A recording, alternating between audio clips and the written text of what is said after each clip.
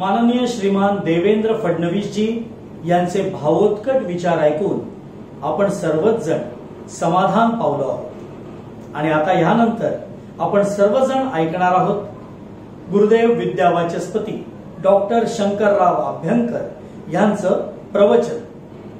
आज ते आपल्याला राणी लक्ष्मीबाई यांचे उदात्त आणि पवित्र जीवन दर्शन घडविणार आहेत। आपण सर्वच जण त्यांची अमोघ वाणी ऐकण्यासाठी आतुर झालेले आहोत, परंतु त्या अगोदर त्यांचा परिचय करून देण्याचं धाडस मी विनम्रपणे करीत आहे। त्यांचा कार्यालेख मी आपल्या समोर मांडण्याचा प्रयत्न करतो आहे। गुरुदेव विद्यावाचस्पती डॉक्टर शंकर वासुदेव अभ्यंकर यांचा जन्म गीता जयंतीचा। जणू त्यांची जन्मतिथ ते भविष्यात जे जीवन कार्य उभारणार आहेत हेच सांगत होते। विचार, उच्चार आणि आचार या त्रयींचा महासंगम म्हणजेच डॉक्टर शंकरराव अभ्यंकर।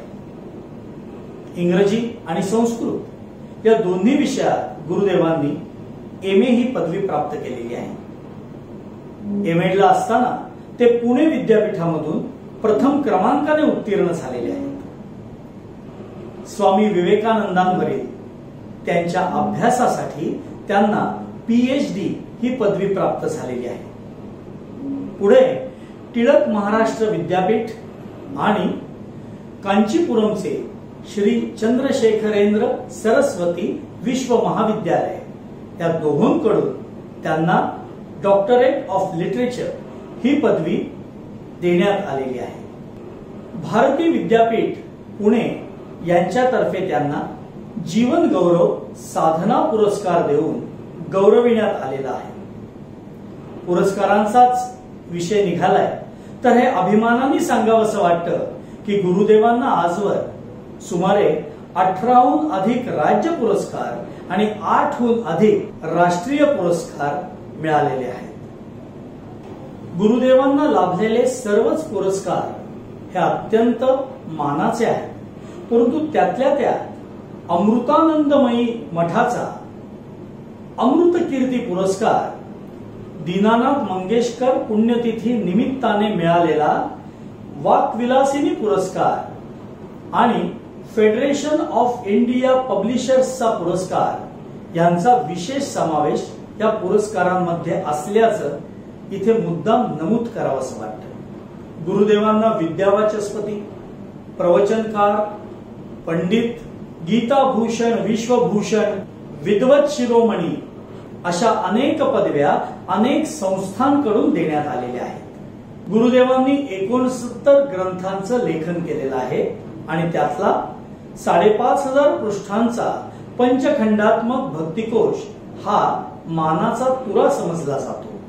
भारतीय संस्कृतीमधील दैदिप्यमान व्यक्ती आणि भारतीय तत्वज्ञान ह्याला अनुसरून 100हून अधिक विषयांवरील 11,000हून जास्त व्याख्यानं गुरुदेवांनी भक्तांसमोर, अनुयायांसमोर सादर केलेली आहेत। सुमारे 600हून अधिक व्याख्यानमाला गुरुदेवांच्या देशविदेशात, महाराष्ट्रात संपन्न झालेल्या आहेत। आदित्य प्रतिष्ठानचे अध्वर्यू आणि वैश्विक संत विद्यापीठाचे उद्गाते म्हणजेच आपल्या सर्वांचे श्रद्धास्थानी असणारे गुरुदेव डॉक्टर शंकरराव अभ्यंकर। डॉक्टर शंकरराव अभ्यंकर हे एक बहुआयामी असं व्यक्तिमत्व आहे। क्रिकेट, बुद्धिबळ, संगीत, गायन, कीर्तन, प्रवचन, अध्यापन अशा विविध क्षेत्रांमध्ये गुरुदेवांनी प्रभुत्व प्राप्त केलेलं आहे। कार्यक्रमाच्या ह्या वळणावर आता मी गुरुदेव विद्यावाचस्पती डॉक्टर शंकरराव अभ्यंकर या ज्ञान रवीला अशी विनम्र प्रार्थना करतो की त्यांनी त्यांच्या तेजपुंज ओजस्वी अशा प्रवचनांनी आम्हा सर्वांचा मनोगाभारा प्रकाशमान करावा। यं ब्रह्मा वरुणेन्द्र रुद्र मरुतस्तुन्वन्ति दिव्यैस्तवैः वेदैः साङ्गपदक्रमोपनिषदैर्गायन्ति यं सामगाः ध्यानावस्थिततद्गतेन मनसा पश्यन्ति यं योगिनो यस्यान्तन्न विदुःसुरासुरगणा देवाय तस्मै नमः। प्रभो, बंधू भगिनीनो नमस्कार. मानवी संस्कृतीच्या इतिहासामध्ये तत्वज्ञानावरचे असंख्य ग्रंथ लिहिले गेलेले आहेत. पण या अगणित ग्रंथांचं सार अक्षरशः 2 शब्दामध्ये हिंदू धर्माच्या वेदांनी सांगितलेलं आहे. आपला ऋग्वेद म्हणतो, दशम मंडलामध्ये ऋग्वेदानं म्हटलेलं आहे, माणूस हो. केवळ 2 शब्द, पण जगाच्या संस्कृतीचं तत्वज्ञानाचं सारच मथून काढून सांगितलेलं आहे. माणूस तो की ज्याला जीवन मूल्यांची चाड असते.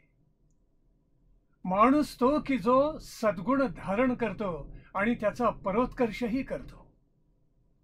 माणूस तो की ज्याला आपल्या राष्ट्राची पराकोटीची आस्था असते. माणूस तो की ज्याला समाजाला योगदान द्यायला आवडतं. माणूस तो असतो की जीवन मूल्य सद्गुण प्रतिदिन आपल्या आयुष्यामध्ये आचरत जातो. पण माणसाचं सर्वतोपरी श्रेष्ठ लक्षण म्हणजे त्याची सहृदयता. अशी सहृदयता आपल्या हृदयामध्येच धारण करून महाराष्ट्रामध्ये साताऱ्यात एक कौतुक जन्माला आलं. ज्यांनी असंख्यांचा शोक दूर केला, असं अशोक नाव धारण करून हे कौतुक महाराष्ट्रामध्ये जन्माला आलं. ज्यांच्यावर पुढे महर्षी विनोदांची पूर्ण कृपा झाली आणि एखाद्या योग्याला, एखाद्या महर्षीला शोभेल असं नाव त्यांनी त्याला दिलं, नित्यनाथ. हा मनुष्य पुढे खरोखरच योग्यासारखं जीवन जगला. समाजासाठी, राष्ट्रासाठी, लोकांच्या भल्यासाठी यानं आपलं जीवन सगळं झोकून दिलं.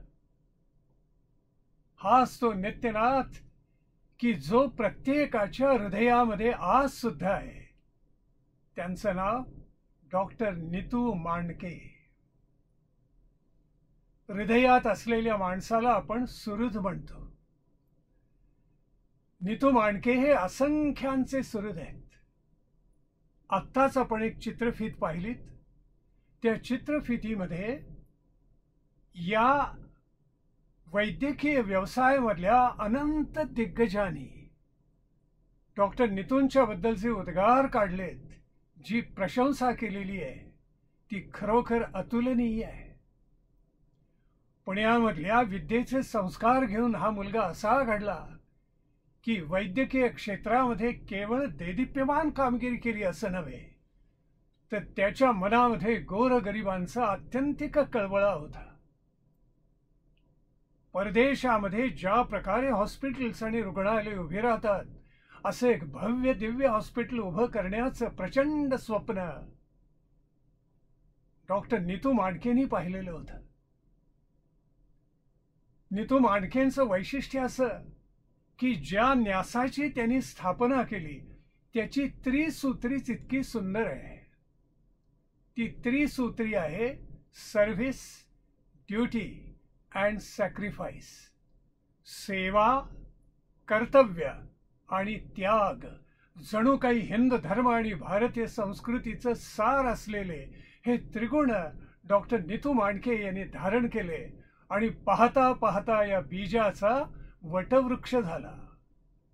केवळ महाराष्ट्रात आणि भारतातच नव्हे तर जगामध्ये वैद्यकीय क्षेत्रामध्ये डॉक्टर नीतू मांडकेंचं नाव अक्षरशः दुमदुमून गेलं.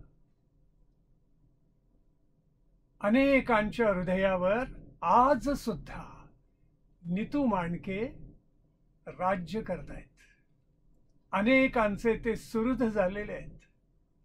आणि डॉक्टर नीतू मांडकेंची आणि माझी एक दोनदाच भेट झाली, पण त्यांचं असं चैतन्यानं रसरसलेलं व्यक्तिमत्व आजही माझ्या अंतःकरणामध्ये आहे. पार्ल्यामध्ये ज्या वेळेला गीता प्रवचनमाला झालेली होती, त्यावेळेला डॉक्टर नीतूजी आणि अलकाताई दोघेही प्रवचनमालेला एक दोन दिवस मुद्दाम आल्याचं माझ्या स्मरणामध्ये आहे. आणि प्रवचन संपल्यानंतर अध्यात्म आणि विज्ञान, अध्यात्म आणि वैद्यकीय शास्त्र याचं नातं कसं आहे याच्यावर दिलखुलास गप्पा डॉक्टर नीतू मांडकेंनी माझ्यावर केल्याचं मला आठवतंय. मोठं विलक्षण व्यक्तिमत्व होऊन गेलं. म्हणूनच ते मी म्हटल्याप्रमाणे अनेकांचे सुहृद आहेत.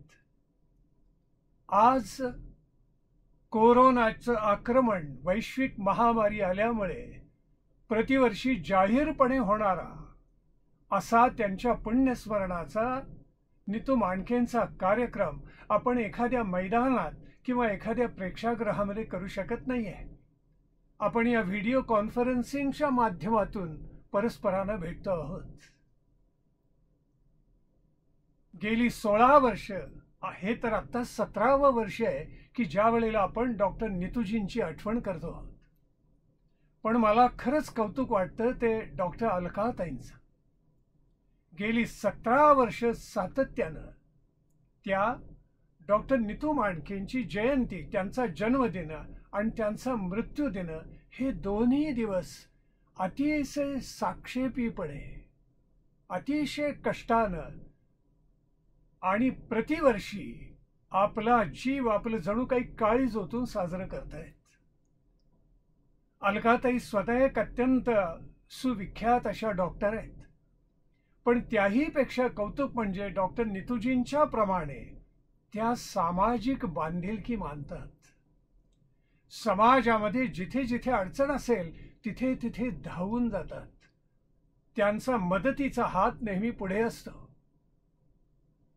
थोडक्यात सांगायचं झालं तर डॉक्टर नीतू आणि डॉक्टर अलकाताई हे परस्परांना अत्यंत अनुकूल, जणू काही अन्योन्य असंच जोडपं आहे. डॉक्टर नीतू मांडके देहानं आपल्यामध्ये नसतील, पण त्यांच्या अनंत स्मृती आज आपल्या हृदयामध्ये दाटलेल्या आहेत. त्यांच्या ज्या म्हणून रुग्णांनी आज भावना व्यक्त केल्या, त्यावरून नीतू मांडकेंविषयी एकच शब्द मला उच्चारावासा वाटतो की ते सामान्य डॉक्टर नव्हते, केवळ कुशल शल्य विशारद नव्हते, ते देवदूत होते. त्यांचे हात जादूचे होते आणि हिंद हृदय सम्राट बाळासाहेब ठाकरेंनी म्हटल्याप्रमाणे त्यांच्या हातामध्ये खरोखर जादू होती. अशी माणसं ईश्वर दत्त असतात. आज आपलं भाग्य असं आहे की अलकाताई ह्या 17वा त्यांचा स्मृतिदिन साजरा करतायत आणि त्यासाठी अध्यक्ष म्हणून महाराष्ट्राचे माजी मुख्यमंत्री देवेंद्रजी फडणवीस लाभलेले आहेत. आमच्या पिढीनं गेल्या 70 वर्षानंतर या भारताच्या इतिहासामध्ये एक अत्यंत कार्यक्षम, एक अत्यंत प्रज्ञावंत, एक अत्यंत हुशार, जनसामान्याच्या विषयी अंतःकरणामध्ये कळवळा असलेला असा सक्षम मुख्यमंत्री पाहिला. देवेंद्रजींचं कौतुक असं आहे की ते अतिशय साक्षेपी आणि सावध अभ्यासक आहेत. अभ्यास केल्याशिवाय ते कोणतीही गोष्ट बोलत नाहीत. आणि प्रजाजनांच्या हितासाठी ज्यावेळी ते मुख्यमंत्री होते त्यावेळी त्यांनी अनंत योजना राबवल्या. आमच्या पिढीलाच काय, पण मागच्या तरुण पिढीला सुद्धा त्यांच्याविषयी अत्यंत गौरव आहे मनामध्ये. आज सुद्धा विरोधी पक्षनेता म्हणून देवेंद्रजी काम करतायत ते कोणालाही गौरवास्पद वाटेल असंच आहे. त्यांची गती अनंत विषयांमध्ये, विशेष असं की सामाजिक आणि आर्थिक परिस्थितीची त्यांना विशेष जाण आहे आणि त्यामुळे अत्यंत सावधपणे, संशोधनपूर्वक, अभ्यासपूर्वक ते कोणताही विषय मांडत असतात. तेव्हा देवेंद्रजी आपल्याविषयी मी अंतःकरणपूर्वक कृतज्ञता व्यक्त करतो की असा मुख्यमंत्री आमच्या आयुष्यामध्ये आम्हाला पाहायला मिळाला. आज डॉक्टर नितूजींचं आपण पुण्यस्मरण करतो आहोत, त्यांची आठवण करतो आहोत. असा सहृदय अनेकांच्या हृदयामध्ये स्थापित झालेला हा देवदूतच होता. पण भारतीय संस्कृतीचं वैशिष्ट्य असं आहे की देवानी या राष्ट्रामध्ये अशी नररत्न, अशा स्त्रिया पाठवल्या की ज्यांच्या लोकोत्तर कर्तृत्वामुळे त्यांनी आजही आपल्या हृदयावर राज्य गाजवलेलं आहे. जणू काही जनसामान्यांच्या हृदयावरचे ते अनभिषिक्त सम्राटच आहेत.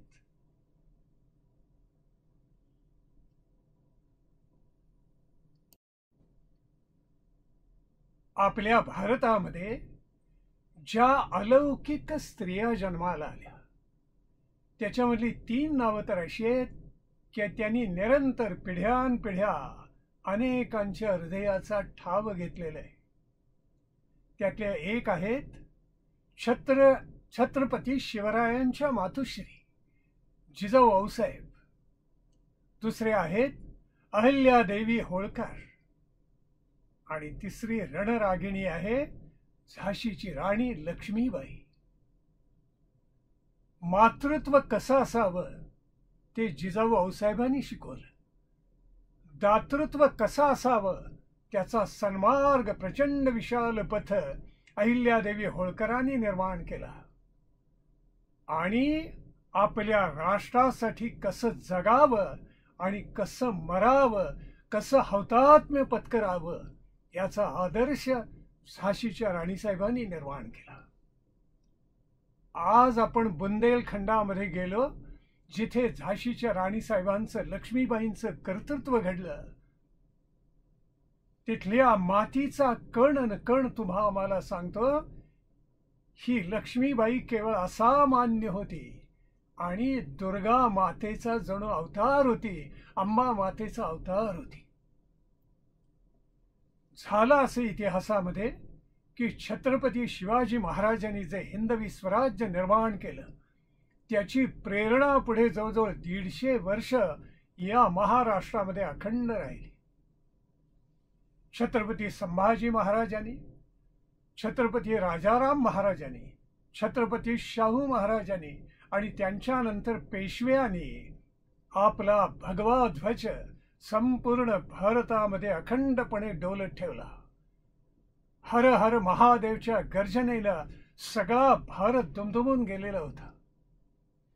ज्या वेळेला पेशव्यांची परंपरा सुरू झाली त्यावेळेला पेशव्यांनी अनेक कर्तृत्ववान घराणी निर्माण केली. त्याच्यामधलं एक घराणं म्हणजे तांब्यांचं घराणं आहे. वाईच्या जवळ बावधन नावाचं छोटं गाव आहे.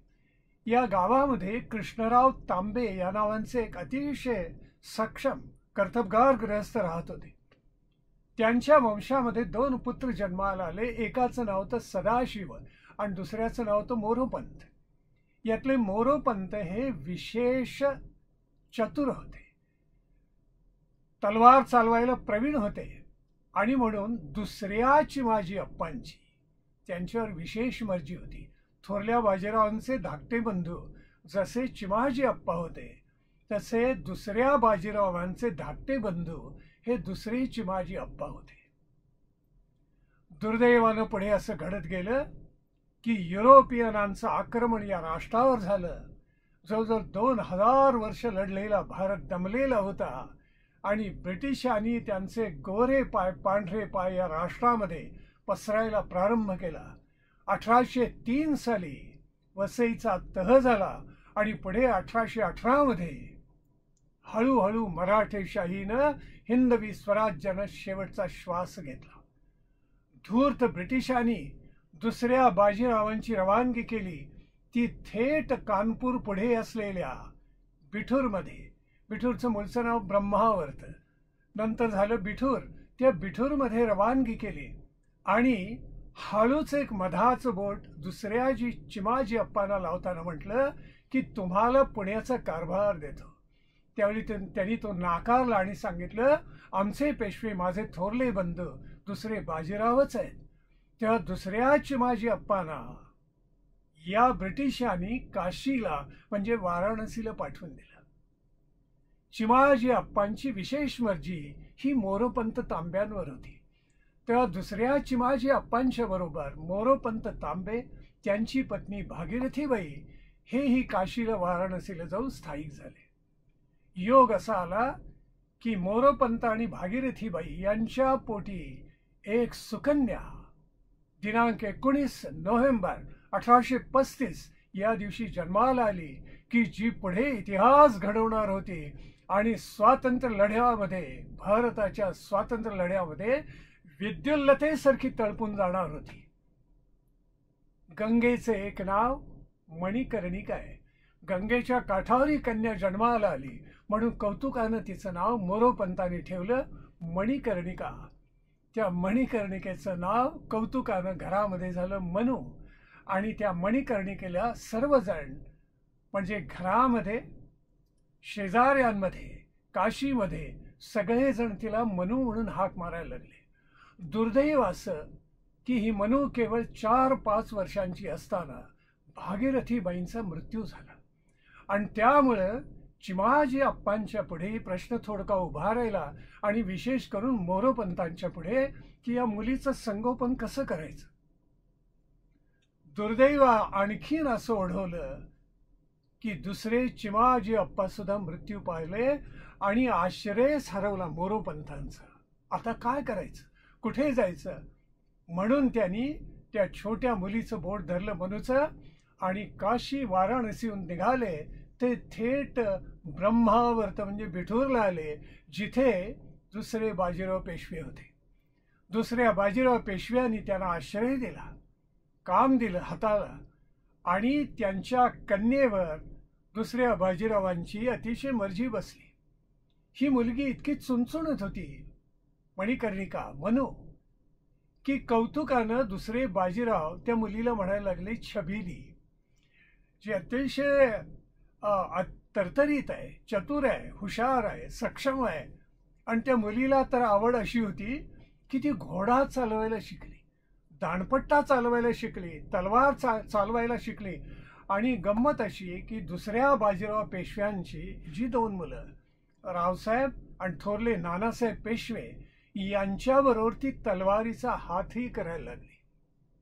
तिथे राजा भारमलचा वाडा होता, तो दुसऱ्या बाजीराव पेशव्यांना राहायला दिलेला होता. तो सगळा टापू बघण्यासाठी मी गेलेलो होतो आणि तिथे विशेष व्यक्तीही मला भेटल्या. त्यातली एक व्यक्ती मी आपल्याला मुद्दाम सांगतो. भारताच्या स्वातंत्र्य लढ्याचे 1857च्या स्वातंत्र्य लढ्याचे सरसेनापती जे तात्या टोपे, त्यांचे पुतणे मला भेटले. तेही त्यावेळेला 90मध्ये होते, पण त्यांच्याकडे अनेक शस्त्र, अनेक कागदपत्र मला बघायला मिळाली. मोठं भाग्य माझं की असं एक लोकोत्तर व्यक्तिमत्व मला तिथे बिठूरमध्ये पाहायला मिळालं. ही मुलगी अशी वाढायला लागली, पण मोरोपंतांच्या मनामध्ये मात्र चिंता दाटली की ही मुलीसारखी वागत नाही, मुलासारखी वागते, दांडपट्टा खेळते, करेल फिरवते, तालमीमध्ये जाते, घोडदौड करते. ही मुलगी वेगळीच आहे, हिचं काय करावं. आणि एके दिवशी असा प्रसंग घडला की नानासाहेब म्हणजे थोरल्या दुसऱ्या बाजीरावांचे चिरंजीव हे हत्तीवरून नगर प्रदक्षिणाला निघालेले होते आणि नेमके मोरोपंतांच्या घरावरून तो हत्ती निघालेला होता. त्यावेळेला ही मणिकर्णिका मनू धावत आली छबिली बाहेर आणि ओरडून म्हणते, नाना मला त्या अंबारीमध्ये घ्या, हत्तीवर घ्या. नानासाहेबांनी तिच्याकडे दुर्लक्ष केलं आणि त्यावेळेला तिचा संतापनावर झाला. तिला स्वतःचा तो अपमान वाटला आणि एवढ्यात मोरोपंत धावत आले आणि ते म्हणाले, वेडे काय करतेस, आपण तर पेशव्यांचे सेवक आणि तू हत्तीवर बसायचं स्वप्न काय पाहतेस. त्यावेळी ती तरतरीत स्वाभिमानी मुलगी एकदम आपल्या वडिलांना म्हणाली, मग पहाच माझ्या दारी पुढे 10 हत्ती झुलतील. जणू काही नियतीच तिच्या मुखामधून बोललेली होती, कारण 10 काही 21 हत्ती नंतर तिच्या दारापुढे झुललेले होते. योग असा आला की या वेळेला बुंदेलखंडामध्ये नेवाळकरांचं घराड झाशीवर राज्य करत होतं. असं झालेलं होतं की हे नेवाळकर घराणं सुद्धा थोरल्या बाजीराव पेशव्यांनी उदयाला आणलं. त्यावेळेला झाशीचा परिसर दतिया, ओढछा, चांदेरी, करेरा हा सगळा परिसर गुंडगिरीचा झालेला होता. ती पंडशाही मोडावी आणि तिथे एक व्यवस्था, अनुशासन निर्माण व्हावं म्हणून थोरल्या बाजीराव पेशव्यांनी रघुनाथराव नेवाळकरांना तिथे पाठवलं. हा रघुनाथराव नेवाळकर अत्यंत कर्तबगार निघाला. इसवी सन 1870 या वर्षी नव्हे, इसवी सन 1770 या वर्षी रघुनाथराव नेवाळकर तिथे गेले आणि जवळजवळ 26 वर्ष त्यांनी तिथे राज्य केलं. आणि असं राज्य केल्यानंतर पुढे त्यांनी संन्यास घेतला. राज्याचा त्यांना यत्किंचितही मोह झाला नाही. किती विलक्षण आहे हे. आणि आपला जो धाकटा बंधू शिवराम भाऊ याला त्यांनी झाशीची गादी दिली. तोपर्यंत 19व्या शतकाला प्रारंभ झालेला होता. 1796 मध्ये शिवराम भाऊनी सूत्र हातात घेतली आणि यावेळेला बुंदेलखंडामध्ये ब्रिटिशांनी आपले हातपाय पसरलेले होते. त्यांच्याशी शिवराम भाऊने तह केला. शिवराम भाऊ आपल्या वडील भावंडाप्रमाणे अत्यंत हुशार, चतुर आणि व्यवहारदक्ष होते. उत्तम प्रशासक होते. त्यांनी झाशी परिसराची घडी बसवली. गुंडाई पुंडाई सगळी मोडून काढली त्यांनी आणि एक आदर्श राजा म्हणून त्यांचं नाव सगळीकडे दुमदुमलं. या शिवराम भाऊंच्या पोटी 3 पुत्र जन्माला आले. सगळ्यात मोठा होता त्याचं नाव होतं कृष्णाजी. मधला होता त्याला काकाचं नाव दिलेलं होतं म्हणजे रघुनाथराव. आणि सगळ्यात धाकटे जे होते ते गंगाधरराव. दुर्दैवाचं कृष्णाजी सगळ्यात जो मोठा होता तो अत्यंत अकार्यक्षम होता म्हणून त्याच्या पुत्राला झाशीची गादी देण्यात आली. त्यांचं नाव होतं रामचंद्र. पण राजकारण किती क्रूर असतं बघा. राजधर्म उदात्त असतो, राजनीती उदात्त असते, राष्ट्रधर्म गौरवास्पद असतो, पण राजकारण मात्र वारांगणेसारखं असतं. रामचंद्रराव गादीवर बसल्यानंतर त्यांच्या आईला, सख्या आईला, जिनं त्या रामचंद्ररावांना जन्म दिला होता, तिला असं वाटलं की मुलाला ठार करावं आणि सगळी सत्ता आपल्या ताब्यामध्ये घ्यावी. केवढं दुर्दैव आहे. म्हणून त्या बाईनं एक कारस्थान रचलं. तिचं नाव सखूबाई. झाशी शहराच्या बाहेर महालक्ष्मीचं एक सुंदर मंदिर आहे वेशीवर आणि त्याला लागून एक तलाव आहे. त्याला महालक्ष्मीचाच तलाव म्हणतात. या तलावाच्या तळामध्ये तिनं आपल्या सेवकांकरवी टोकं वर असलेले भाले खोचून ठेवले. कारण रामचंद्रराव तिथे पोहायला जात असत. ही वार्ता रामचंद्ररावांच्या एका सेवकाला कळली. तो महाराष्ट्रीयन होता. त्याचं नाव होतं लालू कोदलकर. आणि त्यांनी सांगितलं महाराज आज पोहायला जाऊ नका, आपला घात होईल. त्यावेळी महाराजांनी आपली माणसं रामचंद्ररावांनी त्या पाण्यामध्ये महालक्ष्मीच्या तलावात उतरवली आणि त्यांनी पाहिलं तर खरंच त्याच्यामध्ये भाले खोचलेले होते. या रामचंद्ररावांनी तरीही सखूबाईंवर काहीही कारवाई केली नाही.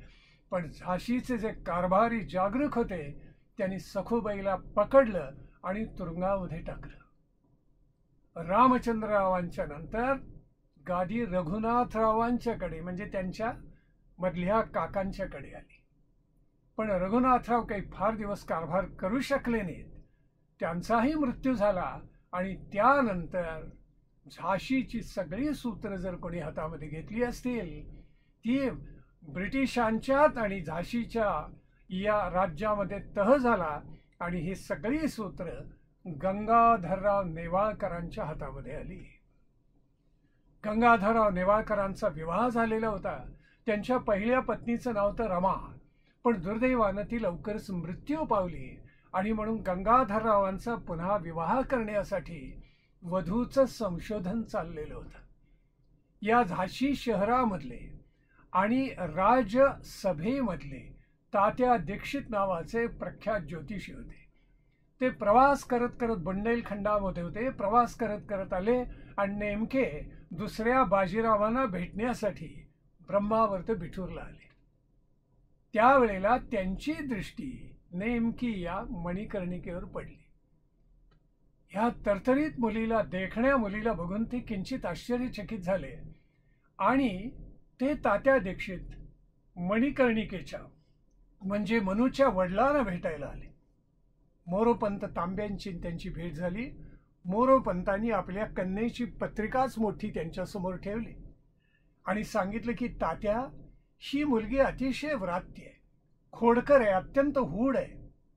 पहा बरं हिच्या पत्रिकेमध्ये काय आहे, ग्रह तारे काय सांगतायत, हिचं भविष्य काय आहे मला सांगा. तात्या दीक्षितांनी ती कुंडली पाहिली आणि पाहता क्षणी त्यांच्या चेहऱ्यावरचे भाव बदलायला लागले आणि तासभर त्या कुंडलीचा अभ्यास केल्यानंतर ते म्हणाले, पंत, तुमचं नशीब उजळलं म्हणून समजा, कारण या कन्येच्या पत्रिकेमध्ये राजयोग आहे. ही मुलगी एखाद्या राजाची राणी झाल्याशिवाय राहणार नाही. कारण त्यांच्या मनामध्ये हेच होतं की मणिकर्णिकेचा विवाह हा गंगाधरराव नेवाळकरांशी व्हावा. पण मोरोपंत तर साधे आश्रित पेशव्यांचे, अशा आश्रिताच्या कन्येचा विवाह एका मोठ्या संस्थानिकांबरोबर कसा व्हावा. पण दुसऱ्या बाजीरावांनी मध्यस्थी केली आणि ती कन्या गंगाधरराव नेवाळकरांच्या पसंतीला आली आणि मग या दोघांचा विवाह संपन्न झाला. ते वर्ष होतं 1842-43. म्हणजे मनू केवळ 8 वर्षांची असेल. गंगाधरराव त्या तुलनेने मोठे होते.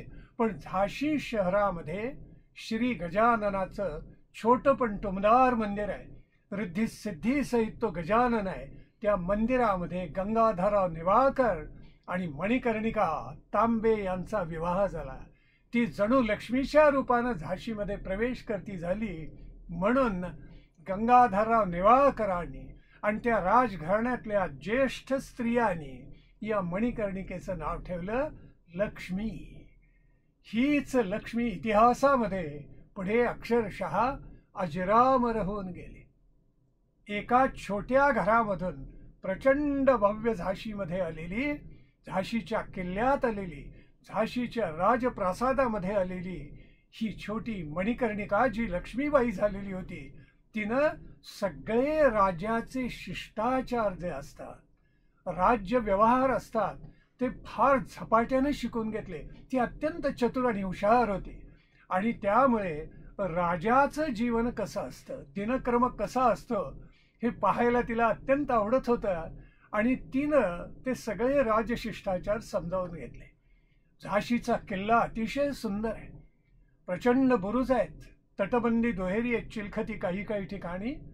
त्या किल्ल्यामध्ये पुन्हा एक छोटा किल्ला आहे, त्याला बाले किल्ला म्हणतात. बालाई किल्ल्याचा अपभ्रंश बाले किल्ला झालेला आहे आणि तिथे शंकराचं मंदिर आहे आणि म्हणून त्याला शंकरगड असं सुद्धा म्हटलं जातं. मी तो किल्ला 2-4 वेळेला मुद्दाम पाहिलाय, अभ्यासलेला आहे. अतिशय सुंदर किल्ला आहे. किल्ल्यामध्ये पुन्हा गणपतीचं एक वेगळं सुंदर मंदिर आहे आणि त्याच्या तख्तपोशीवरचं काम पाहिलं तर आपलं मन हर्षाने भरून जातं, इतकं ते सुंदर केलेलं आहे. गर्गंजरावाचा बुरुज तर एवढा प्रचंड आहे आणि तटबंदी एवढी रुंद आणि विशाल आहे की घोड्यावर बसून गंगाधरराव आणि लक्ष्मीबाई त्या तटावरून जाऊन झाशी शहराचं निरीक्षण करत असत. लक्ष्मीबाईंनी त्या झाशीमध्ये प्रवेश केला. गावामध्ये एक सुंदर राजप्रासाद आहे. गंगाधररावांनी तो प्रत्यक्ष त्या लक्ष्मीबाईंच्या नावानेच करून दिलेला. पुढे असं घडलं की काही वर्षामध्ये गेल्यानंतर 1850-51च्या सुमारास लक्ष्मीबाई आणि गंगाधरराव यांच्या पोटी एक पुत्र जन्माला आला आणि झाशी शहरामध्ये हत्तीवरून मोठीने साखर वाटण्यात आली. राज्याला वारस आला, संस्थानाला वारस आला, पण दुर्दैवानं तो लहान असताना 3 महिन्यांचा असताना गेला. हे मोठं दुर्दैव. पुढे एक कन्याही जन्माला आलेली होती, पण तीही मृत्यू पावली आणि गंगाधररावांना आणि लक्ष्मीबाईंना अत्यंत चिंता वाटली की आता पुढे या संस्थानाचा उत्तराधिकारी कोण होणार. ही चिंता मनामध्ये असताना गंगाधरराव नेवाळकरांनी असं ठरवलं की एक पुत्र दत्तक घ्यावा. आपलं नशीब असं आहे की झाशीच्या राणीसाहेबांना पाहिलेलं एक व्यक्तिमत्व महाराष्ट्रामधून तिथे गेलेलं होतं. त्यांचं नाव गोडसे गुरुजी.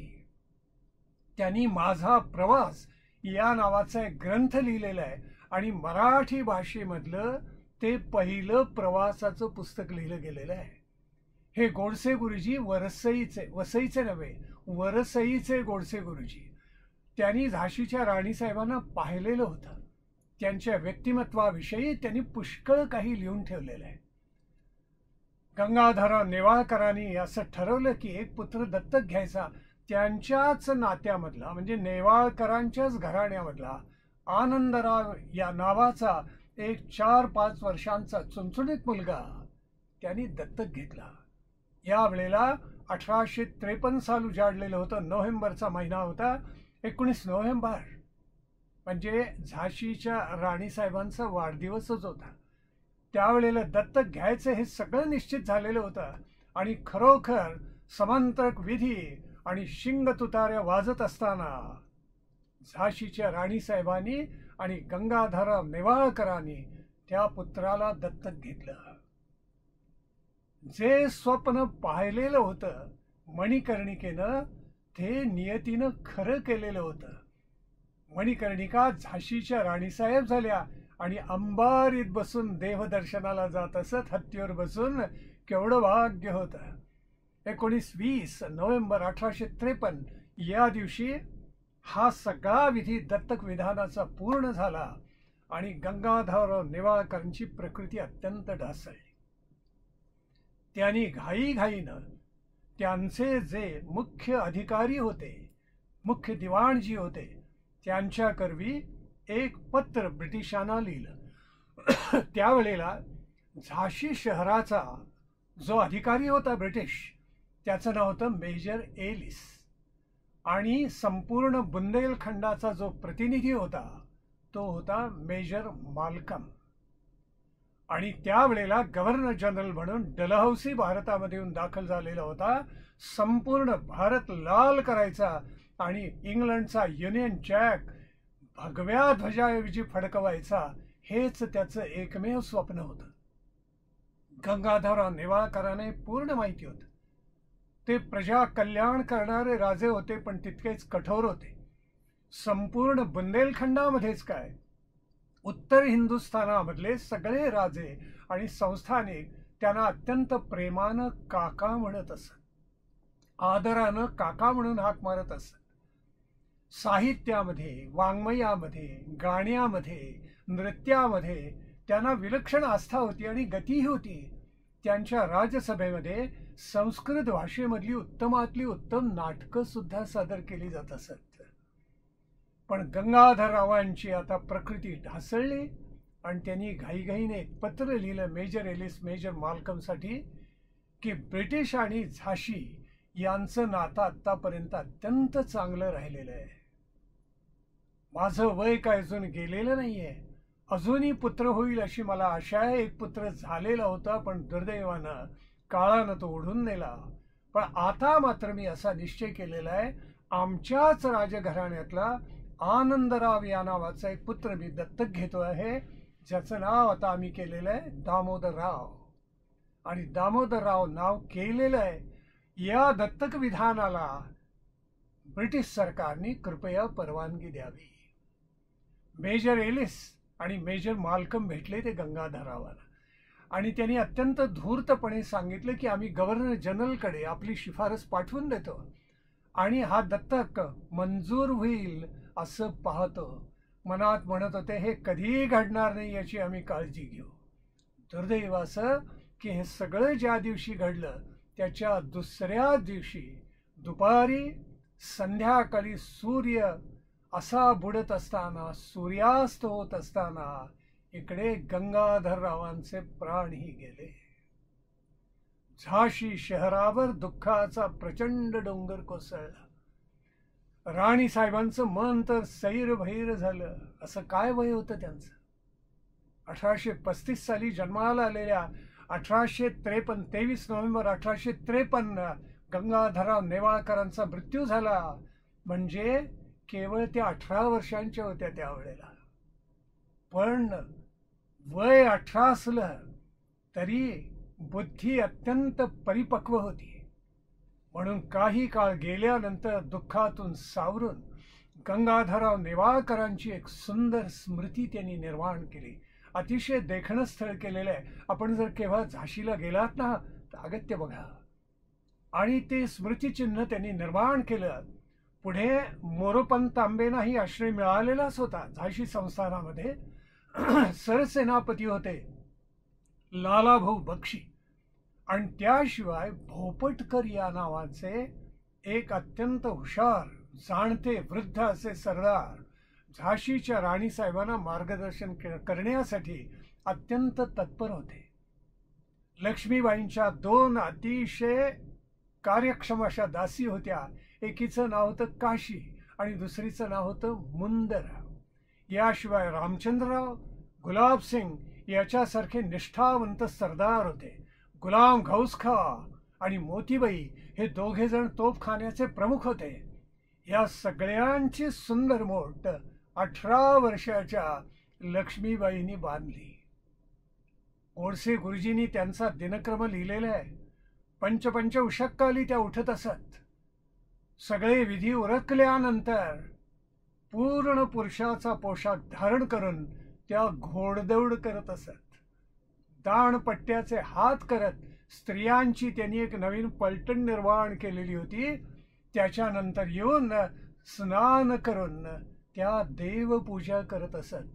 पुराणिकीहून रामायण महाभारत पुराणामधल्या अत्यंत उत्कट कथा त्यांना सांगत असत. ते झालं की त्या राजसभेमध्ये जाऊन बसत असत. त्यांचं वर्णन करताना गोडसे गुरुजी म्हणत की मध्यम उंची, अत्यंत गौरवर्ण, डोळे असे तेजस्वी की कुणी त्यांच्या नजरेकडे पाहूच शकत नसे. फक्त आवाजच त्यांचा किंचित घोगरा होता. अंगावर शुभ्र वस्त्र असे, हातामध्ये एकच हिऱ्याची अंगठी असे आणि गळ्यामध्ये एक मोत्याची माळा. बस अशा त्या राजसभेमध्ये येऊन बसल्या की त्यांचा दरारा काय विचारावा. सगळे अदबीनं उभा राहून हात बांधून मानाखाली घेऊन उभे राहत असत.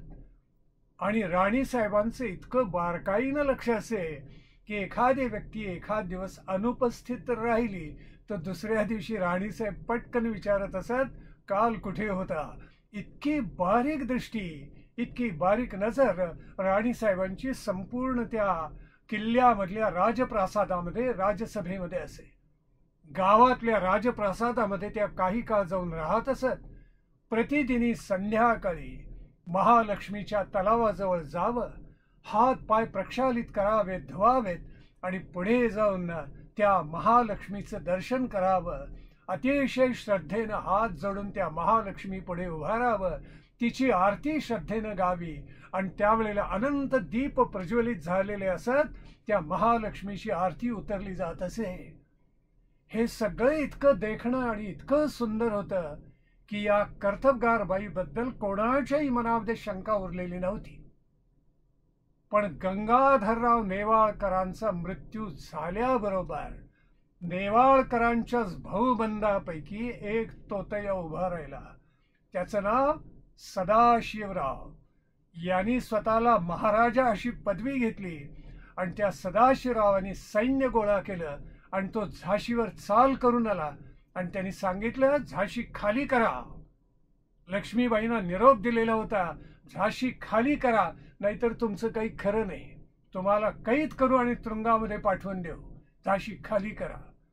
त्यावेळेला उलटा निरोप पाठवलाय झाशीच्या राणीसाहेबांनी, मी गंगाधरराव नेवाळकरांची पत्नी आहे आणि रघुनाथराव नेवाळकरांच्या शिवराम भाऊंच्या वंशामधली आहे. तुम्ही चिंताच करू नका. या खडगाला खडग भिडेल, तोफांचा दणदणाट होईल आणि पाहूच कोण जिंकतं हे युद्ध. आणि खरोखर तो सदाशिवराव ज्या वेळेला चाल करून आला त्यावेळेला घनघोर लढाई झाली आणि पूर्ण पुरुषी पोशाख धारण केलेल्या, राजरत्न घोड्यावर बसलेल्या, दोन्ही हातात दाणपट्टे धारण केलेल्या झाशीच्या राणीसाहेबांनी अलौकिक पराक्रम केला. त्या तोतयाचं बंड मोडून काढलं. त्या सदाशिवरावला झोडपून काढले, त्याचं पारिपत्य केलं, त्याला तुरुंगात टाकला आणि देदीप्यमान विजय मिळवला. पण एवढं करून सुद्धा संकटांचे ढग काही पालटले नाहीत. झाशीच्या जवळ 2 मोठी संस्थान आहेत. झाशीच्या दक्षिणेला अगदी जवळ ओरछा नावाचं संस्थान आहे आणि झाशीच्या उत्तरेला दतिया नावाचं संस्थान आहे. ही दोन्ही संस्थानं अत्यंत श्रीमंत, पराकोटीची श्रीमंत, पण झाशीच्या विरुद्ध 100%. झाशीच्या राणीसाहेबानं, गंगाधरराव नेवाळकरांना यांनी कधीही साथ दिली नाही आणि जेवढा त्रास लक्ष्मीबाईंना देता आला तितका मात्र त्यांनी दिला. हे केवढं दुर्दैव. या ओरछा संस्थानाचा जो दिवाणजी होता त्याचं नाव होतं नथेखा आणि हा महाकारस्थानी, महापाताळ यंत्री होता. आणि त्यांनी या झाशीवर ज्या वेळेला आक्रमण केलं त्यावेळेला झाशीच्या राणीसाहेबांनी स्त्रियांची एक अतिशय सक्षम पराक्रमी पलटण उभी केलेली होती. किल्ल्यामध्ये एकापेक्षा एक सरस अशा तोफा होत्या.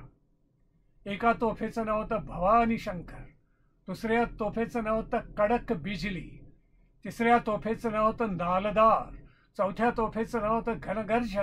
एकापेक्षा एक लांब पल्ल्याच्या सरस तोफा. आणि त्यांनी गुलाम घौसखाला प्रेरणा दिली.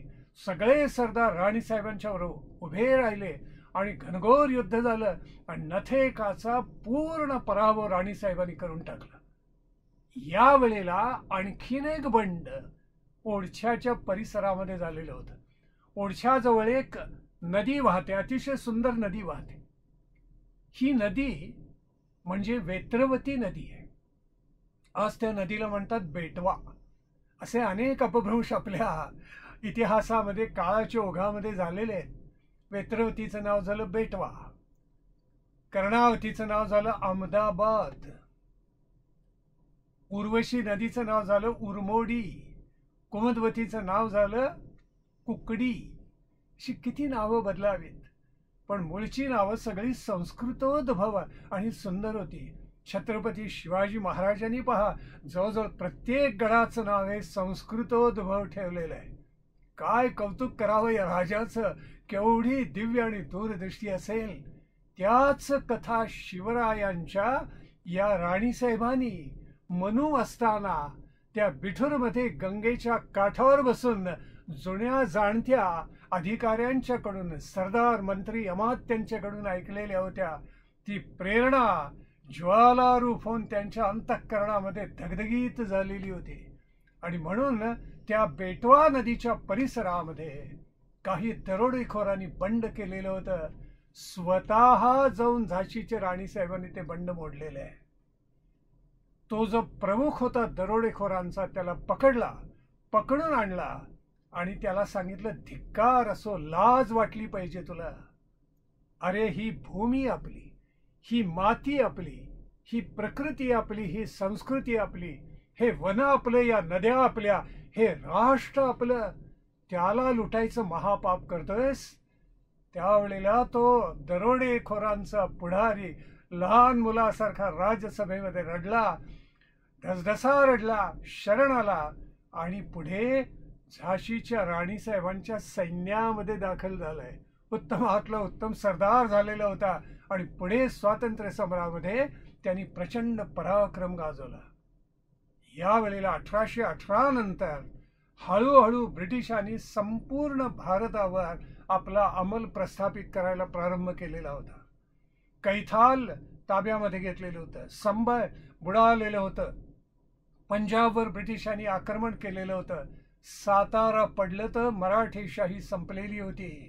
एकामागून एक संस्थानं ब्रिटिश घशाखाली घालून गिळंकृत करून टाकत होते. किंबहुना डलहौसीचा हेतूच हा होता की या राष्ट्रामध्ये कोणताही पराक्रम शिल्लक राहता कामा नये.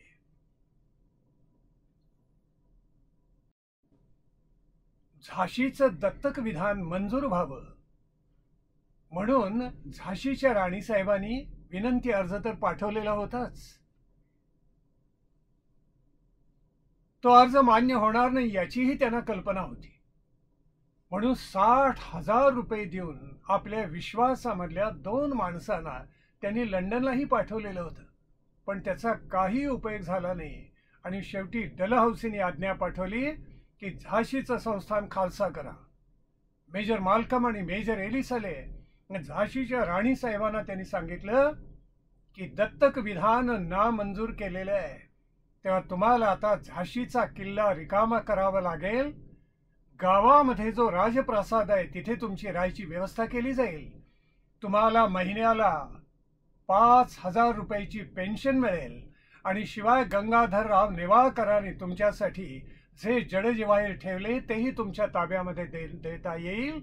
किंबहुना ब्रिटिश सरकार अत्यंत दयाळू असल्यामुळे ते तुम्हाला देईल. झाशीच्या राणी साहेबांनी हे शब्द ऐकले, मात्र ती तेजस्वी वीरांगना त्या राजसभेमध्ये उभे राहिली आणि जणू वीज कडाळावी तसे शब्द झाशीच्या राणी साहेबांच्या मुखातून बाहेर पडले. मेरी झांसी नहीं दूंगी, मेरी झांसी नहीं दूंगी. कोणत्याही परिस्थितीत या गोऱ्या माणसांचे पापी पाय या झाशी किल्ल्याला राजवाड्याला लागावेत अशी अजिबात इच्छा राणीसाहेबांच्या मनामध्ये नव्हती.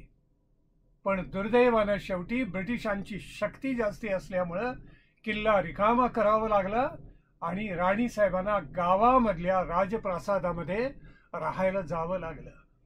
यावेळेला संपूर्ण भारतामध्ये आग डोंब उसळलेला होता आणि भारताच्या स्वातंत्र्यासाठी असंख्य स्वातंत्र्य सैनिक एकत्र आलेले होते.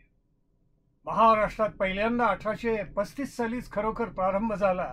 वासुदेवराव बळवंत फडके, उमाजी नाईक यांनी प्रारंभ केलेलाच होता. असंख्य क्रांतिकारकांनी आपली बलिदानं दिलेली होती. या भारताला स्वतंत्र करण्याची एकमेव इच्छा या सर्वांच्या मनामध्ये होती. अशा वेळेला झाशीपर्यंत, बुंदेलखंडापर्यंत ते लोण पोचणं स्वाभाविक होतं.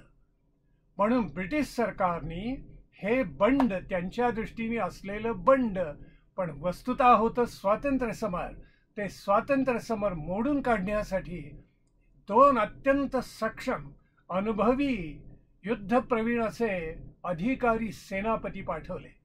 त्यातला एक होता सर कॅप्टन ह्यू रोज. अत्यंत म्हणजे ज्याला म्हणतात ना की अनेक रणयुद्ध खेळलेला आणि रणयुद्धाचे घाव पचवलेला होता. आणि दुसरा होता कॅप्टन हॅवेलॉक. डलहौसीने सांगितलं, जा आणि सगळ्यांना चिरडून टाका, दिसतील त्या क्रांतिकारकाला कापून काढा. प्रचंड घनघोर समर झालं. दुर्दैव असं की दक्षिण भारतामध्ये उठावच झाला नाही. तो झाला असता तर ब्रिटिशांना गाशा गुंडाळून लंडनला परत जावं लागलं असतं. पहिल्यांदा दिल्ली आग्रा ब्रिटिश सैनिकांनी बंदुकीच्या तोफांच्या जोरावर ताब्यात घेतली. चरखारी पडलं आणि मग हळूहळू ब्रिटिश सैन्य सगळे झाशीच्या जवळ येऊन पोहोचले. यावेळेला क्रांतिकारकांनीही झाशीमध्ये पाऊल ठेवलेलं होतं. त्यावेळेला झाशीच्या राणीसाहेब इतक्या चांगल्या होत्या स्वभावाने की वाटेल तशी कापाकापी त्यांनी होऊन दिली नाही. किंबहुना काही ब्रिटिश कुटुंबांचंही रक्षण त्यांनी त्यांना राजवाड्यात आणि किल्ल्यामध्ये आश्रय देऊन केलेलं होतं. ज्यांनी राणीसाहेबांना किल्ल्याच्या बाहेर काढून तिथली सूत्र हातात घेतली होती, तीच मंडळी आता झाशीच्या राणीसाहेबांच्याकडे येऊन म्हणत होती, राणीसाहेब आमचं रक्षण करा. कारण उत्तर हिंदुस्थानामध्ये सगळीकडे स्वातंत्र्य समर सुरू झालेलं होतं. ही शिपायांची गर्दी नव्हती, हे बंड नव्हतं.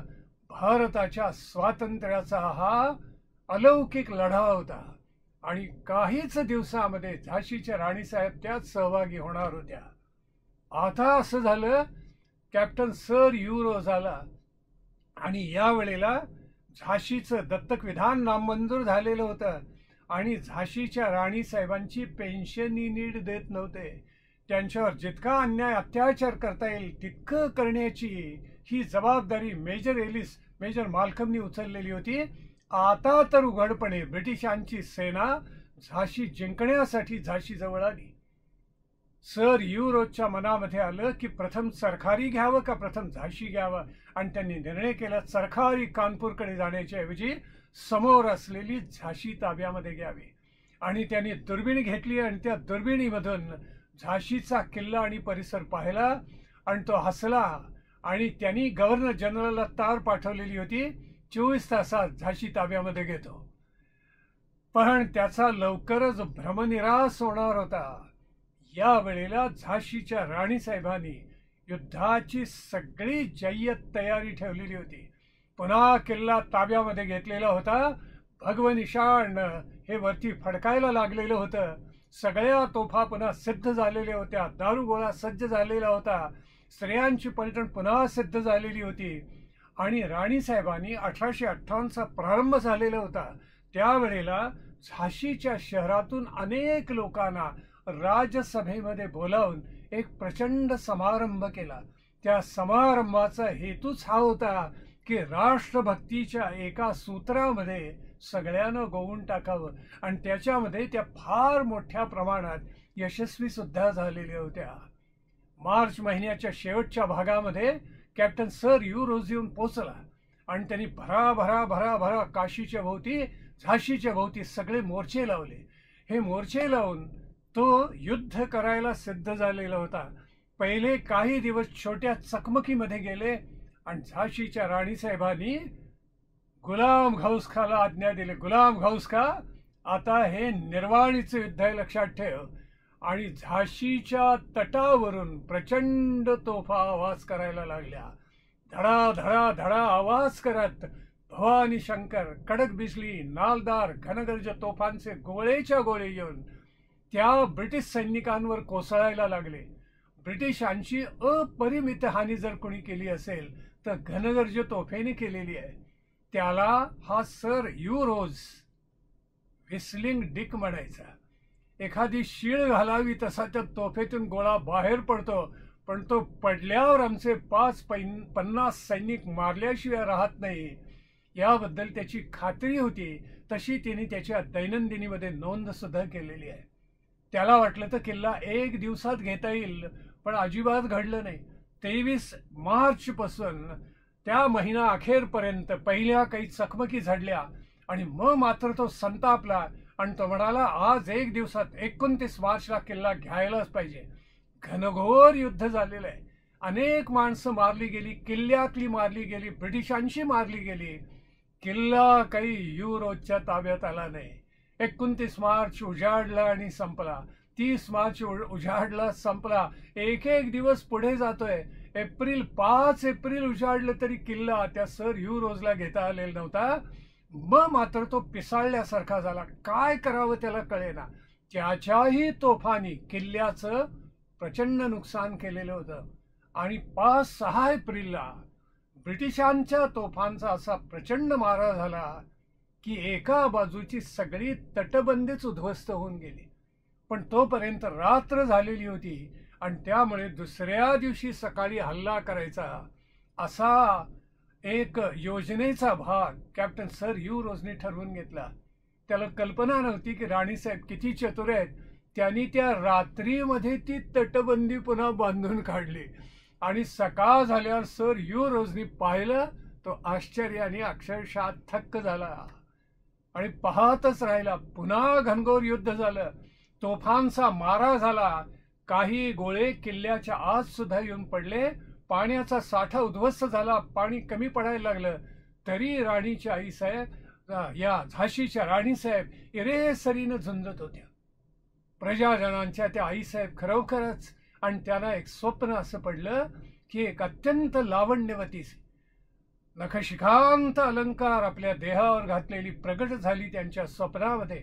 अत्यंत देखणी आणि दोन्ही हात ती राणीसाहेबांना दाखवत होती. ते हात मात्र काळे पडलेले होते आणि ती म्हणत होती, हे बघ ब्रिटिशांचे गोळे तोफांचे मी झेलते आहे. म्हणजे जणू काही महालक्ष्मीने सामक्षा दिली आणि सांगितलं, मी तुझ्या बाजूला उभी आहे, चिंता करू नकोस. शेवटी ब्रिटिशांनी एक राखी वस्त्र काढलं आणि ते म्हणजे फंद फितुरीचं. आपल्या राष्ट्राला काय शाप आहे कळत नाही. 2-4 दमड्या टाकल्या की माणसं फितूर होतात आणि मोर्चाच्या जागा दाखवतात. दुलारी ठाकूर या नावाचा मनुष्य ज्याला किल्ल्याची खडानखडा माहिती होती, पण त्यावेळी तो किल्ल्यात नव्हता, त्याला 2-4 दमड्यांचं आमिष दाखवून ब्रिटिशांनी आपल्या बाजूला वळवलं. त्यांनी माऱ्याच्या जागा सांगितल्याबरोबर ब्रिटिशांच्या तोफांचे गोळे किल्ल्यात येऊन कोसळायला लागले. दारुगोळ्याचं कोठार धाड धाड धाड धाड धाड धाड आवाज करत, प्रचंड आवाज करून उद्ध्वस्त झालं. किल्ल्यातले अनेक सैनिक चंदड्याहून हवेत फेकले गेले, अनेक जण मारलेही गेले. त्याच्यामध्ये राणी साहेबांना इतकं दुःख झालं की त्यांनी ठरवलं की सगळा किल्लाच तासा आपण उडवून देऊया दारुगोळ्याने आणि त्यात आपला देह झोकून देऊया. जणू वेगळ्या प्रकारचा जोहार. पण भोपटकर म्हणाले, राणीसाहेब, असा आतताईपणा करू नका आणि असा आत्मार्पणी करू नका. जोपर्यंत तुम्ही जिवंत आहात तोपर्यंत स्वातंत्र्य समर लढलं जाईल. आपण किल्ल्यातून बाहेर पडूया आणि स्वातंत्र्य समर झुंजवत ठेवूया. राणी साहेबांना ती कल्पना आवडली. 8 एप्रिल उजाडून गेलेला होता, अजूनही किल्ला पडलेला नव्हता, एवढं नुकसान झालेलं. मग मात्र राणी साहेबांनी आपल्या पुत्राला पाठीवर बांधून घेतलं. राजरत्न घोड्यावर त्या आरूढ झाल्या. चिलखत अंगामध्ये घातलं पुरुषाचा पोशाख धारण केला. वर शिरस्त्राण घातलेले मस्तकावर, हातात दाणपट्टे घातले, पुढे ढाल होती आणि राणीसाहेब दौडत निघाल्या. आपली कल्पना अशी आहे की फेकला तटावरूनही घोडा. कविता म्हणायला बरी वाटते, पण असा तटावरून वगैरे घोडा काही त्यांनी फेकला नाही. झाशीच्या किल्ल्याची विविध दारं आहेत. त्यातलं एक दार आहे, त्याला म्हणतात गणेश दरवाजा. दुसऱ्याला म्हणतात शहर दरवाजा किंवा नगर दरवाजा. तिसऱ्याला म्हणतात भांडेर दरवाजा. या भांडेर दरवाजाच्या समोर ब्रिटिशांची सक्षम फळी होती. त्यांच्यावरच दार उघडून, किल्ल्याचं दार उघडून झाशीच्या राणीसाहेब तुटून पडल्या. प्रचंड लढाई झाली आणि इतकी कापाकापी झाली. झाशीच्या राणीसाहेबांनी अतुलनीय पराक्रम गाजवला.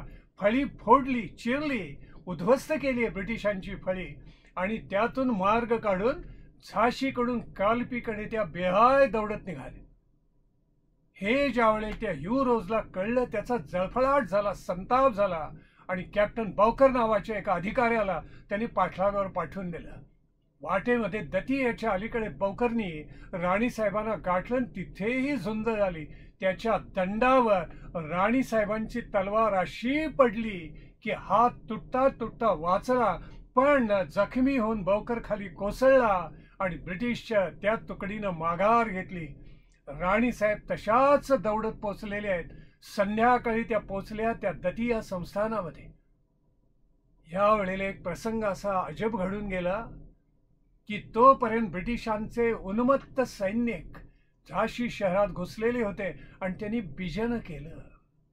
बिजन याचा अर्थ 4-5 वर्षाच्या मुलापासून 85-90 वर्षापर्यंत जो दिसेल त्याला कापून काढायचं. स्त्री पुरुष भेद काही नाही. मारले. प्रेतांचे ढिगारेच्या ढिगारे झाशी शहरामध्ये पडले आणि भेडिया बाग म्हणजे भिडे बाग म्हणून आहे झाशीच्या शहरामध्ये. तिथे एक विहीर होती, रिकामी होती. त्याच्यामध्ये प्रेतांचा खच पडलेला होता आणि झाशीच्या राणीसाहेबांच्या राजसभेमध्ये त्यावेळेला आश्रित म्हणून गोडसे गुरुजी होते. त्यांनी डोळ्यांनी हे सगळं पाहिलेलं आहे. त्यांनी त्या विहिरीमध्ये उडी मारली, प्रेतासारखे पडून राहिले, म्हणूनच जगले. झाशीत सगळीकडे आगी लावण्यात आल्या. झाशीच्या राणीसाहेबांनी 63,000 ग्रंथांचं अद्वितीय ग्रंथालय केलेलं होतं. ते ग्रंथालय संपूर्ण जाणलं.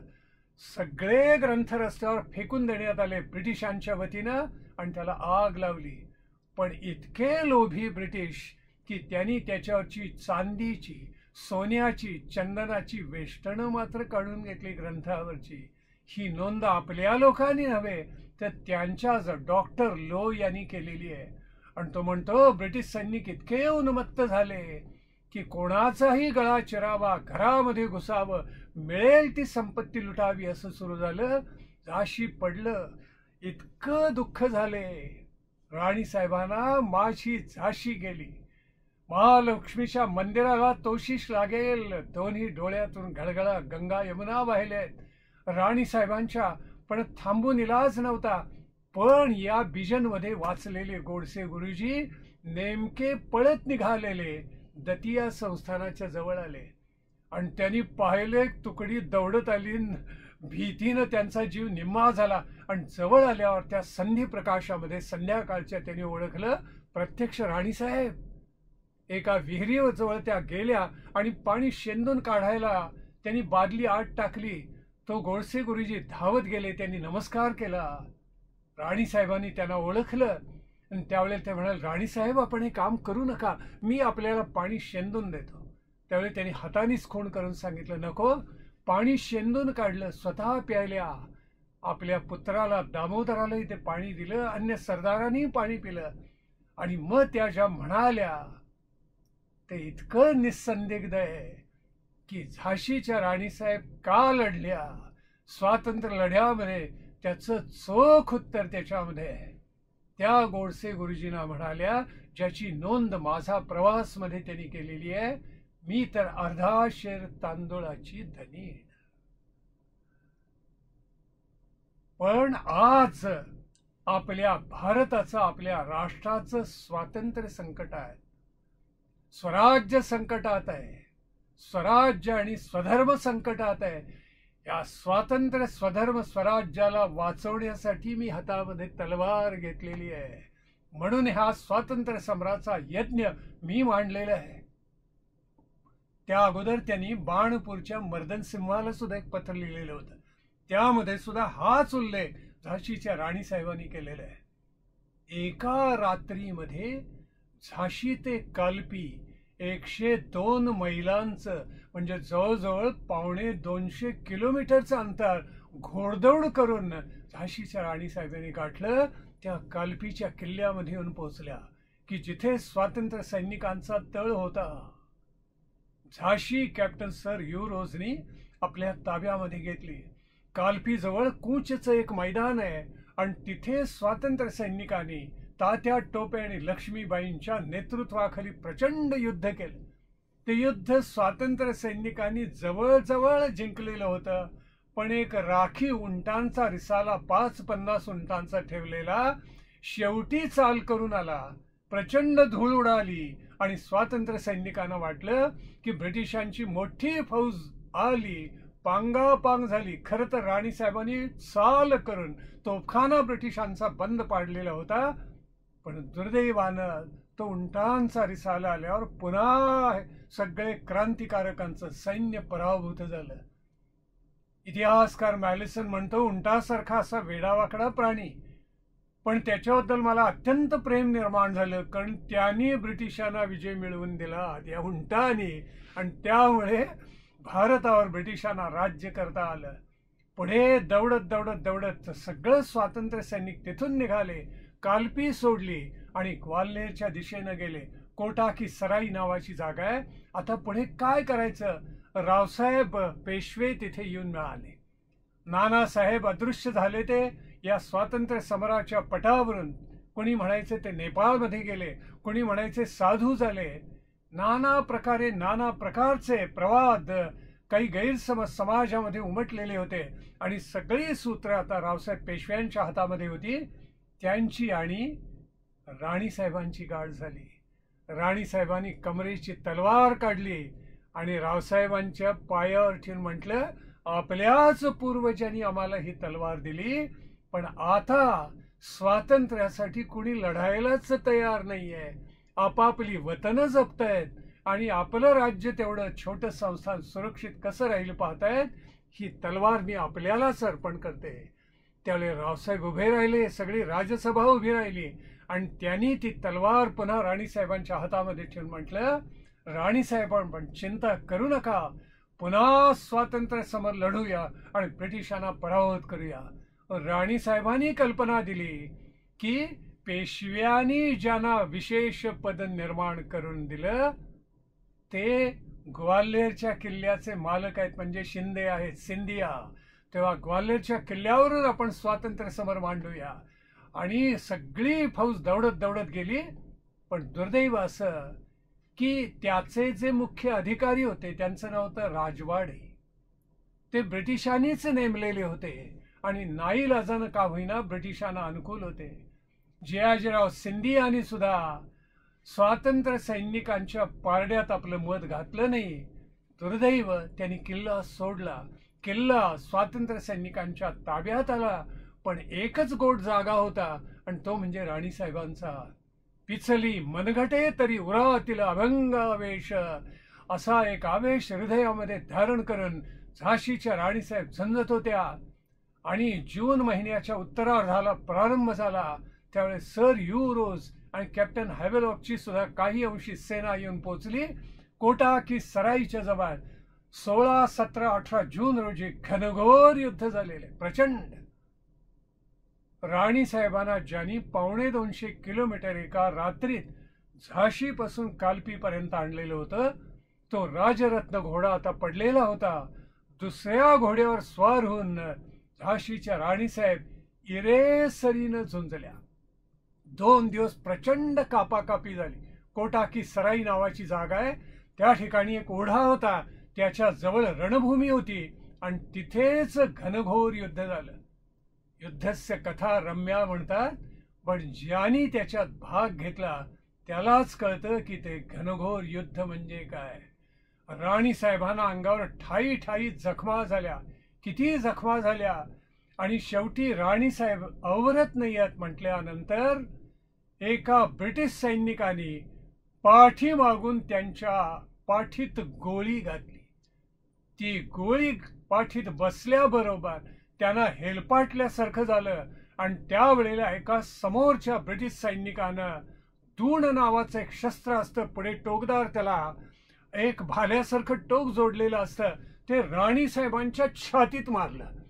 रक्ताचे प्रवाह त्यावेळेला धावायला लागले शरीरातून. अशा अवस्थेत राणीसाहेब मागे वळल्या. त्यांनी त्या दोन्ही सैनिकांना कापून काढलं. तेवढ्यात मागून एका ब्रिटिश सैनिकाने त्यांच्या मस्तकावर इतक्या जोरात तलवारीचा आघात केला की निम्मा भाग फुटला. रक्ताचे लोंढे वाहायला लागले आणि डोळा अक्षरशः बाहेर निघाला, लोंबायला लागला. इतका तो घाव भयंकर होता. तशा परिस्थितीत राणीसाहेब वळल्या आणि त्या ब्रिटिश सैनिकाला कापून काढले. तो ओढा ओलांडून जावा म्हणून त्यांनी पराकाष्ठा केली आणि कशा बशा त्याच्या पलीकडे जाऊन पोचल्या. तिथे साधू गंगादास बाबा यांची झोपडी होती. महाराष्ट्रामध्ये जसे संत रामदास तसे बुंदेलखंडामध्ये संत साधू गंगादास बाबा. त्यांनी पाहिले एखाद्या भोवऱ्यामध्ये नाव सापडावी तशा राणीसाहेब त्या युद्धाच्या गर्दीमध्ये होत्या. सगळ्या अंगातून रक्तस्त्राव होतोय, धारा निघतायत आणि तरी लढत होत्या. आल्याजवळ बरोबर रामचंद्र, गुलाबसिंग, मोजके सरदार, काही सैनिक होते. आणि कसं बसं सांगितलं, काहीही होऊ दे, ब्रिटिशांचे अमंगल हात माझ्या देहाला लागू दे नकोत. नैनम छिंदंती शस्त्राणी नैनम दहती पावकः. माझा आत्मा अमर आहे. आणि त्या गंगादास बाबांच्या झोपडीच्या खालच्या बाजूला राणीसाहेब घोड्यावरून कोसळल्या. त्या सरदार सैनिकांच्या मदतीनं गंगादास बाबांनी झोपडी मोडली, त्याचीच चिता रचली आणि त्या चितेवर राणीसाहेबांना अग्नी दिला. राष्ट्रासाठी कसं जगावं आणि स्वातंत्र्य युद्धामध्ये भाग घेऊन कसं मरावं राणीसाहेबांनी शिकवलं. सुभद्रा कुमारी चौहाननी खरंच सुंदर लिहिले. सिंहासन हिल उठे, राजवंशों ने भ्रुकुटी तानी थी. सिंहासन हिल उठे, राजवंशों ने भ्रुकुटी तानी थी. बूढ़े भारत में भी आई फिर से नई जवानी थी. गुमी हुई आजादी की कीमत सबने पहचानी थी. चमक उठी सन 57 में वो तलवार पुरानी थी. बूंदेले हर बोलो के मुँह हमने सुनी कहानी थी. क्या खूब लड़ी मर्दानी, वो तो झांसी वाली रानी थी. वो तो झांसी वाली रानी थी. राणीसाहेबांचं वय काय होतं? 1858ला त्यांनी देह ठेवला. 17-18 जून. केवळ 23 वर्षांच्या होत्या. राणी गई सिधार. खरोखर आता मृत्यूपंथावर त्या चालत गेल्या. आणि त्या त्यांची सुभद्रा कुमारी चौहान म्हणतात तशी अभी उनकी दिव्य सवारी थी. तेज तेजामध्ये मिसळून गेलं असं अद्भुत घडलं. अभी उम्र कुल 23 की थी, मनुष्य नहीं अवतारी थी. हमको जीवित करने आई, बन स्वतंत्रता नारी थी. दिखा गई पथ सिखा गई, हमको जो सीख सिखानी थी. बूंदेले हर बोलो के मुंह हमने सुनी कहानी थी. क्या खूब लड़ी मर्दानी, वो तो झांसी वाली रानी थी, वो तो झांसी वाली राणी थी. एक मरण राणी साहेबांनी असं पत्करलं की ज्याच्यावरून अनंत जन्म उभारून टाकावेत. या तांबे कुलात जन्मालेल्या त्या राणी साहेबांचा गौरव गाताना भारा तांबेनी एक उत्कृष्ट कविता लिहिली आहे की जे आमच्या प्रत्येक विद्यार्थ्याला पाठ असावे, प्रत्येक तरुणीच्या हृदयामध्ये नित्य नांदत असावी, अशी ती सुंदर कविता आहे. भारा तांबे म्हणतात, जा त्या कोटा की सराईला, जिथे त्या झाशीच्या राणी साहेबांचा स्मारक आहे. घोड्यावर आरूढ झालेली, हातामध्ये खड्ग आहे आणि जणू काही ब्रिटिशांच्यावर आक्रमण करतायत अशा आमचे भारा तांबे महाकवी म्हणतात, रे हिंद बांधवा थांब या स्थळी, अश्रू दोन ढाळी. त्या राणी साहेबांच्यासाठी दोन अश्रू ढाळ हिंद बांधवा, इतका अलौकिक पराक्रम करून तिने देह ठेवलेला आहे. तांबे कुल वीर श्रीती, तांबे कुल वीर श्रीती, नेवाळकरांची कीर्ती, हिंद भुजध्वजा जणू जळती. मर्दानी झाशी लक्ष्मी बाई, मूर्त महाकाली. रे हिंद बांधवा थांब या स्थळी, अश्रू दोन ढाळी. कडकडा कडाडे बिजली, कडकडा कडाडे बिजली, शत्रूंची लष्करे थिजली. मग कीर्ती रूपे उरली, मग कीर्ती रूपे उरली. ती पराक्रमाची ज्योत मालवे इथे झाशीवाली. रे हिंद बांधवा थांब या स्थळी, अश्रू दोन ढाळी. गातील इथे शाहीर, गातील इथे शाहीर, लववितील मानावीर. इथे मुजरे घालतील. भारा तांबे आपल्याला सांगतायत, श्रेष्ठ सरदार शूरवीर येऊन इथे मुजरा घालतील. गातील इथे शाहीर, लववितील मानावीर, तरु झरे ढाळतील नीर. ही कथा कथा या भारा तांबे म्हणतात, दगडाना जडाना सुद्धा जिभा फुटतील असा अलौकिक पराक्रम या झाशीच्या राणीने केलेला आहे. रे हिंद बांधवा थांब या स्थळी, अश्रू दोन ढाळी. ती पराक्रमाची ज्योत मालवे इथे झाशीवाली. शत्रूने दिलेलं प्रशस्ती पत्रक सर्वश्रेष्ठ असतं. त्या सर युरोजनी लिहून ठेवलेलं आहे, द क्वीन ऑफ झाशी Lakshmibai, she was the best and bravest of all rebels. सर्व स्वातंत्र्य सैनिकांमध्ये सर्वोत्तम आणि सर्व पराक्रमी, सर्वात पराक्रमी विक्रमी कोण असेल तर त्या झाशीच्या राणी साहेबच होत्या. आजचं हे प्रवचन झाशीच्या राणी साहेबांवरचं डॉक्टर नितू मांडके यांच्या स्मृतीला मी अत्यंत आदरपूर्वक आणि श्रद्धेनं अर्पण करतो. भारत माता की जय. वंदे मातरम, वंदे मातरम, वंदे मातरम.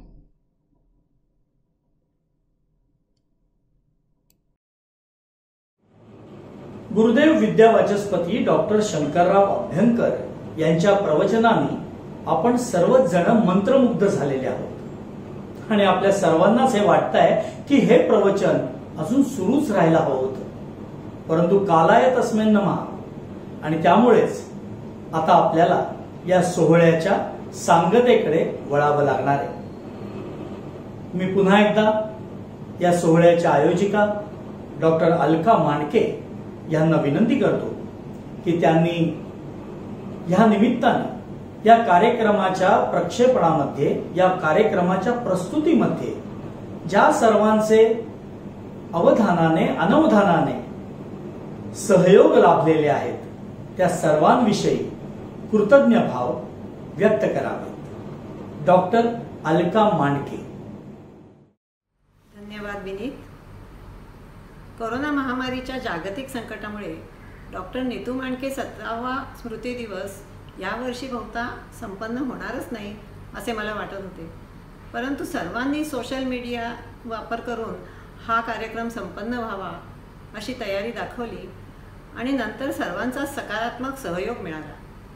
सोशल डिस्टन्सिंगची सर्व पथ्ये पाळून हा स्मृती दिवस संपन्न करतो आहोत। आमच्या विनंतीला मान देऊन प्रमुख अतिथी या नात्याने आज आपल्याला मनोगत व्यक्त करण्यासाठी महाराष्ट्राचे प्रसन्न लाडके व्यक्तिमत्व श्री देवेंद्र फडणवीस यांनी तयारी दर्शवली, याबद्दल त्यांचे शतशः मनःपूर्वक आभार मानते। या सोहळ्याला ज्ञानरंजनात्मक वलय ज्यांच्या प्रवचनामुळे प्राप्त झाले त्या गुरुदेव विद्यावाचस्पती डॉक्टर शंकरराव अभ्यंकर यांचे आभार मानण्यासाठी माझ्याजवळ शब्दच नाही, त्यांची मी ऋणी आहे। नीतूने शस्त्रक्रिया केलेले चिरंजीव केतन आणि आमचे 2 वर्गमित्र डॉक्टर पाटील आणि डॉक्टर हेमंत हे आमचे वर्गमित्र यांनी आपल्या भावना व्यक्त केल्यामुळे त्यांचीही मी अतिशय ऋणी आहे। निमंत्रण पत्रिकेची सजावट करणारे डॉक्टर श्री शैलेश तेंडोलकर आणि सर्व व्हिडिओचे संकलन करून त्याची सुंदर फिल्म तयार करून ती यूट्यूबवर अपलोड करून आपल्यापर्यंत पोचवणारा आमचा तरुण उद्योजक विवेकानंद इंगळे याचे मी मनापासून कौतुक करते। सूत्रसंचालनच नव्हे तर या कार्यक्रमाची अ पासून ज्ञ पर्यंत सर्व व्यवस्था सर्वांच्या वेळा सांभाळून अतिशय प्रेमाने आणि नेहमीप्रमाणे प्रोफेशनली केल्याबद्दल विनीतचं किती कौतुक करावं तेवढं थोडंच आहे। आणि संयोजिका त्याची पत्नी गायिका अर्चना गोरे तिची मी विशेष आभारी आहे। धन्यवाद। कार्यक्रमाच्या या अखेरच्या चरणामध्ये आपण सर्वच जण ऐकणार आहोत ज्ञानेश्वर माऊलींचं पसायदान। कोरोना महामारीच्या पार्श्वभूमीवर आधुनिक तंत्रज्ञानाच्या मदतीने आपण सर्वांनी डॉक्टर नीतू मांडके स्मृती संध्या आज नीतू मांडके मेमोरियल या यूट्यूब चॅनलद्वारे अनुभवली। त्याची सांगता आपण करणार आहोत पसायदानानी, जे आपल्या समोर सादर करणार आहेत आर्च एंटरप्राइजेसच्या प्रोप्रायटर, या कार्यक्रमाच्या संयोजिका आणि विख्यात गायिका सौ अर्चना गोरे। डॉक्टर नीतू मांडके। डॉक्टर नीतू मांडके स्मृती संध्येचे संयोजन करण्याची गेली 10हून अधिक वर्ष आम्हाला जी संधी मिळते आहे आमच्या आर्च एंटरप्राइजेसला, त्याबद्दल मी डॉक्टर अलका मांडके आणि त्यांच्या परिवाराचे आभार मानते आणि पसायदान सादर करते। आता विश्वात्मके देवी ये वाग्यज्ञे तोषारी तोषोनी मज द्यावे पसायदान जे खरांची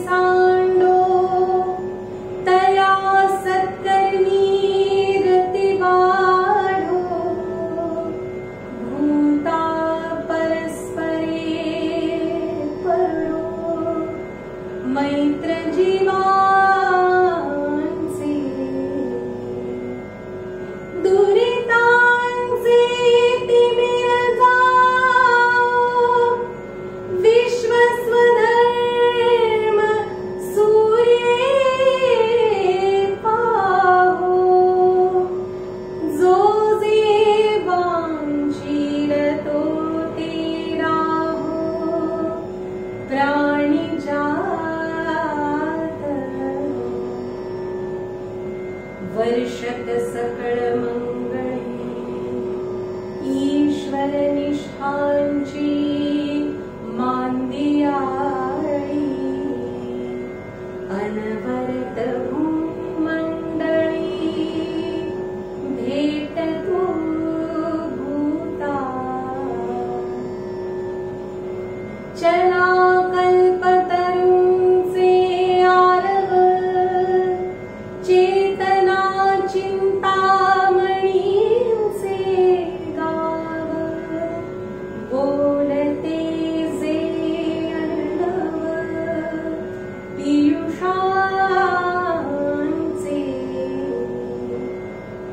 चंद्र